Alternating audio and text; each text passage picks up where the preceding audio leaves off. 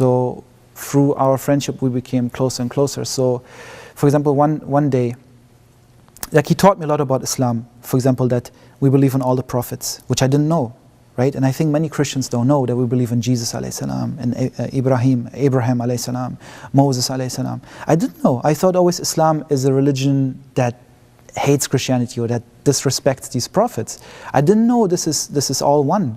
When I started to know that and understand that, I realized God's religion, Allah's religion is one line, and people deviated from that. So it all made sense. It's all about really making logical sense in your mind.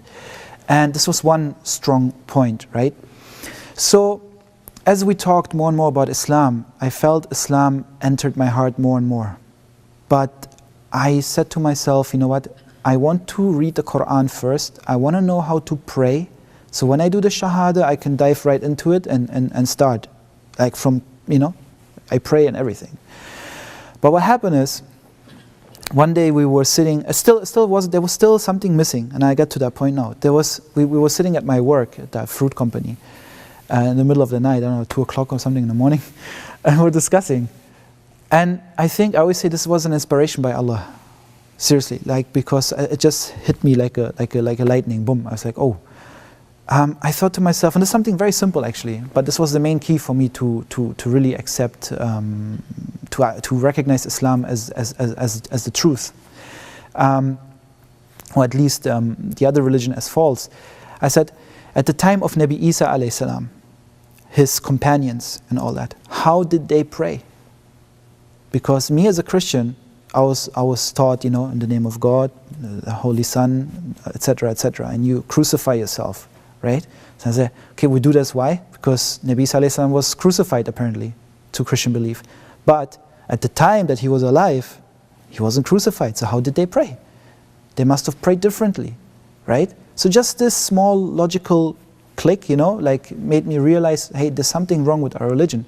How did they pray at the time of Nabi Isa alayhi salam? They couldn't have prayed like that. So that means Christians changed something in their religion. So if you change something, it's not pure anymore. So why shall I follow something that's not pure, right? This was really like the main click that and then with all the other things that I heard, it kind of expanded in my chest, the love for Islam, the understanding. But I kind of also, as I said, I wanted to jump right into it, and I kind of was like hesitant, I'm not going to do it yet.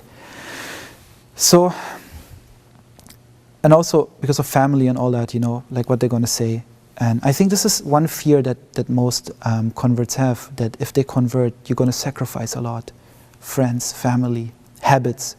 But you know what? It's worth it. Allah is the one who is in charge of everything in your life. And He's going to take care of everything. Like with the story of Nabi Ayub alayhi salam. He took away his family and He gave him double after his patience. Allah is the one who gives and Allah is the one who takes. So we shouldn't be scared of any sacrifice. And I think that's the main problem that many face, Even with Sunnis converting to Shia Islam, change, sacrifice, what's going to happen. But if we do tawakkul in Allah, everything will be fine. That's what I believe. And so what happened is, one day we were at a friend's house, Tim, this guy I know since we were 6 years old, so until now, he was my neighbor. So we were chilling at his house. And Serkan came up to me, he's like, yo, Sven, today is the first day of Ramadan. Do you want to fast with us? I said, how can I fast with you? I'm not a Muslim. He's like, well, we can make you a Muslim right now. I said, how? Because I thought you have to go and be baptized and I don't know what. He said, no. Very simple. Say, you believe in Allah? You believe that Allah is the only God? I say, yes. Do you believe that Prophet Muhammad is the last prophet? I say, yes. He said, then speak after me, right? So he spoke the Shahada and I spoke after him. And I became Muslim on the first day of Ramadan, about 14 years ago. And I even we wrote down, we were so excited, we wrote down the time and everything. It was 3 p.m. and 33 minutes, 333, right? So kind of, it's also a significant number. So I always look out for these things, So, and I became Muslim, and I remember when I converted, or reverted, I felt light like a feather. Really, I really remember this. I felt light like a feather. Because they say when you revert, all your sins are forgiven. You have a blank sheet in front of you, right? So basically, when I was 20 years old, we were deciding to going on this trip to Turkey. And at that time, internet wasn't really yet, internet was a new thing. So I didn't really quite often check my mail, right? Because my cousin from the Switzerland called me. And she said, hey, Sven, how are you? And she never calls me though. Like, I was surprising. I said, why is she calling me? It's not a bad thing though, but she's like, did you receive my email? I said, what email? Because, I never checked my email at that time. So it's not like something now you do. She said, I met a man in the internet who claims to be your father and he's looking for you. After 20 years, I get this message.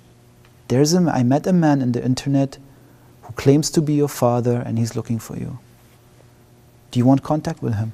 I said, hell yeah. Since I was 16, I'm looking for him. Of course. And I was just quite baffled. I'm like, how come, right? So I said, sure. And it felt like, I always say, really, it felt like he just dropped from the heavens down. Boom, he was right there. Because I remember I always used to pray to Allah. I said, Ya Allah, even if I die on that day, or my father, I want to see him on that day. If it's either of our last day on this earth, I want to just see him. I want to know who he is. I want to relate to him. I want to know what's my other half, right?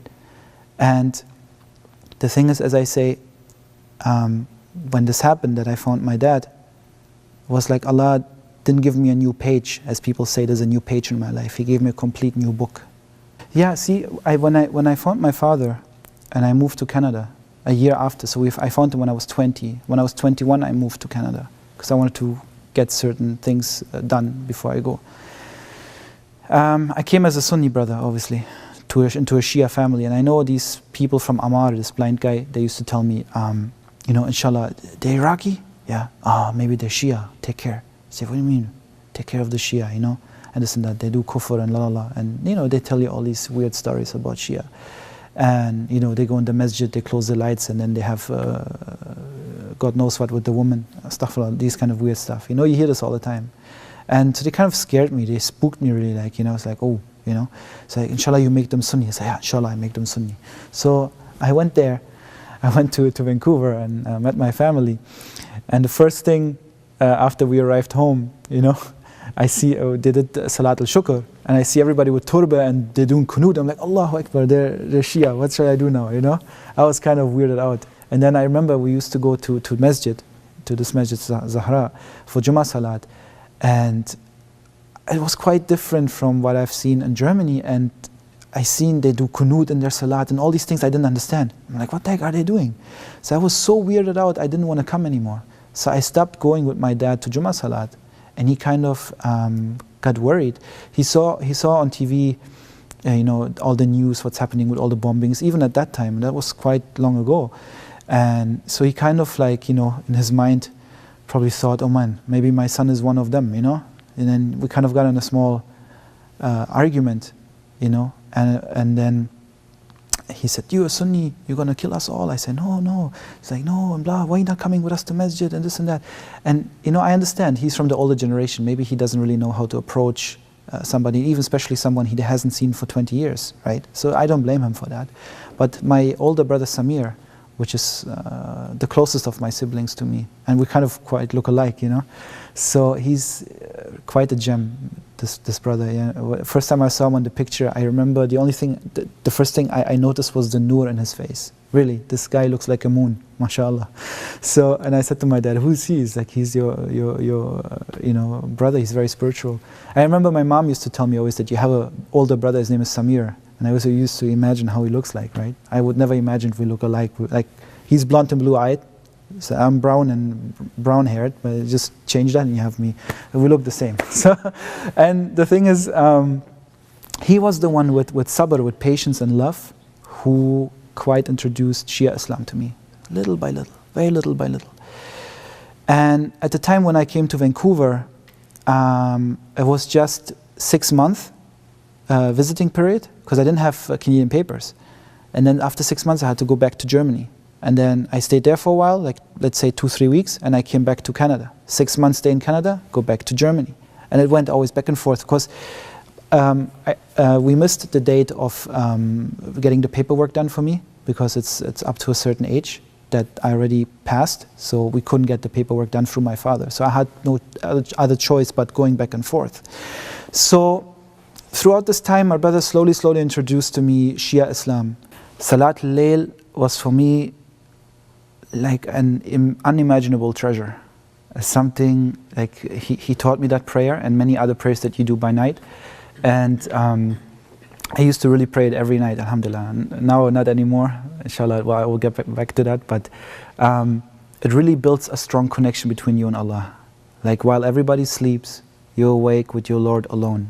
That's like the best thing ever, the best feeling ever. Maybe you put on a candle, you know, like create that atmosphere. And so I was back at my brother's house, and he knew of my waswas issues. So he saw me in salat, I move around and I shake my head and I go crazy because I don't know, right? I still don't have that knowledge of, you know, like I always thought Allah's angry with me for some reason, right? Which was, I mean, Allah's Rahman. So he watched me and he said, brother, what you're doing is crazy. We have to do something about that. That's not normal, you know? So I don't know what to say, right? I said, I wish, I hope for help. And it continued for I don't know how long. Until then one night, I was in my room alone, and I